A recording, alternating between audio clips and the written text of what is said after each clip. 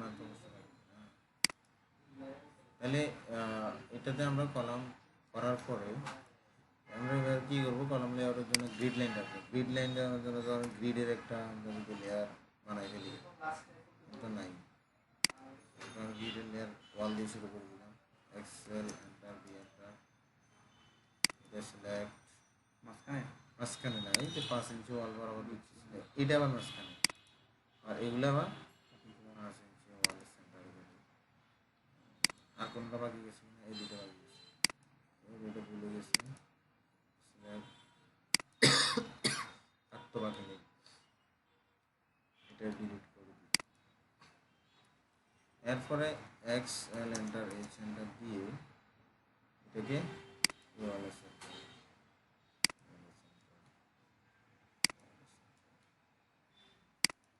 এটা করা শেষ। এরপরে আমাকে সিলেক্ট করব,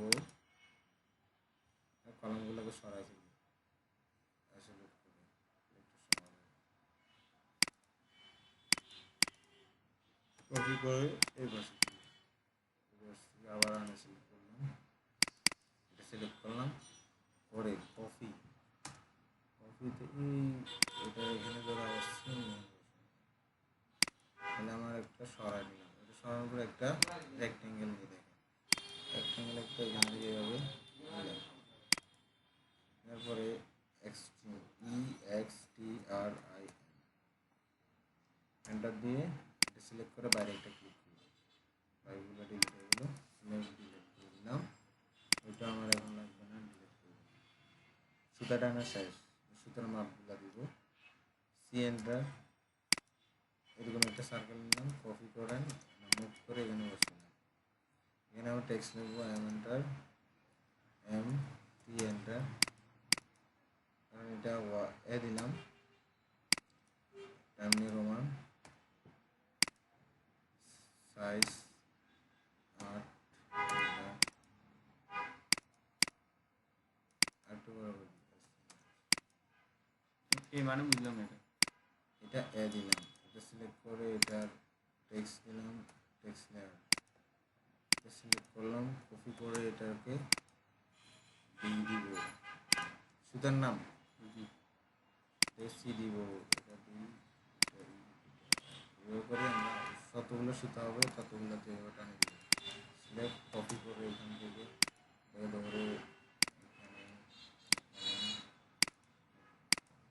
এখানে আমি এটা কী করবো, 1, আর এটাতে 2, এটাতে 3, আর এটাতে 4, আর এটা এ, আর এটা হচ্ছে বি, আর এটা সি,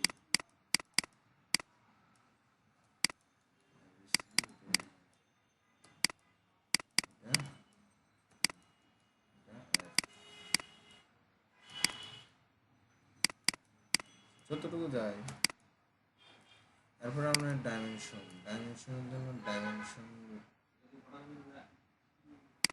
নিলাম, সিলেক্ট, এখান থেকে এই গ্রিড থেকে এই গ্রিডের দূরত্বটা কত বাইর করলেন, ডাইমেনশন দিয়ে কন্টিনিউ করলেন, এটা এটা এটা এটা এটা শেষ করলেন। হ্যাঁ, সেমভাবে এই পাশেও ডাইমেনশন টেনে এখান থেকে এটা দিলেন, ডাইমেনশন কন্টিনিউ।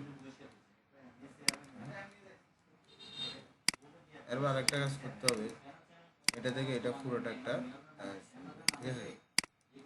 এরপরে এখান থেকে পুরোটা দিন। হ্যাঁ, এরপরে আরেকটা ডাইমেনশন কর্নার, এই যে অ্যালাইন, এটা নিয়ে এই সুতার সেন্টার ধরে কোনাকুনি আরেকটা, এরপরে যাই ডাইমেনশন,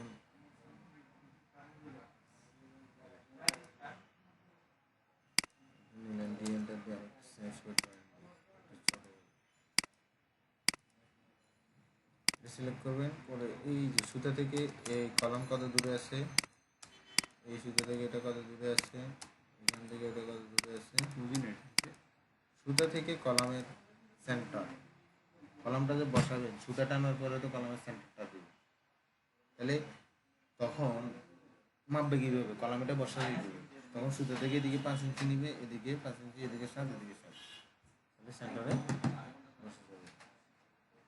সেন্টার সিলেক্ট করার জন্য বুঝলেন না? মানে 5 ইঞ্চিটা বের করছেন কেমন? এই পাশে 5 ইঞ্চি। আচ্ছা ওরা তো পরে এটা লাগবে। লাগবে লাগবে। এবার আরেকটা বার করে দেখা যায় ডাইমেনশন নিলেন, এটা নিলেন,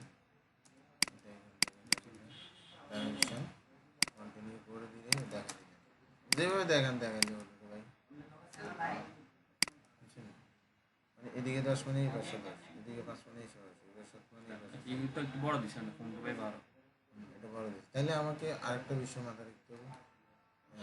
এটা আমরা যদি কলামের নামগুলো এখন এখানে লিখে দিই, এটা হচ্ছে যেহেতু এখানে এক প্রকার 3-4 রকম কলাম, C1 সমান 12 ইঞ্চি ইন্টু 12 ইঞ্চি, মানে এটা C1 12 ধরলাম, ঠিক আছে? এটা 1, এটা 1 ধরলাম, প্রত্যেকটাতে কি ডাইমেনশন বার করতে হবে, ঠিক আছে? প্রত্যেকটা কলামের, হ্যাঁ। আর আমরা এগুলারে ধরলাম কত, 2, 2 দিলাম ঠিকই, কিন্তু কলাম কত সেম তো এটা। সেম হলে কি রড ভিন্ন হবে না? মাঝখানে গুলো হ্যাঁ, এটা 2, এটা 2, এটা 2, এটা 2, এটা 2, আর এইগুলো দিলাম আবার 3, এটা তো রড ভিন্ন হবে। তাহলে এবার আলাদা একটা স্কেডিউল করতে হবে। এটা এটা আছে সামনে, এটা হবে না। আর এটা হবে 4, 4 এর সাইজ কত, 12, 15, সিলেক্ট কপি, শেষ তো, নাম দেওয়া শেষ। এবার আমরা কলাম শিডিউল যখন করবো না, অর্ডার শিডিউলে দেখাই দিব C1 এ কটা রড, C2 তে কটা রড, C3 তে কটা রড, ঠিক আছে নি? এরপরে আমরা এটাকে নাম দিয়ে দিব, এটা হচ্ছে আমার কলাম লেআউট প্ল্যান।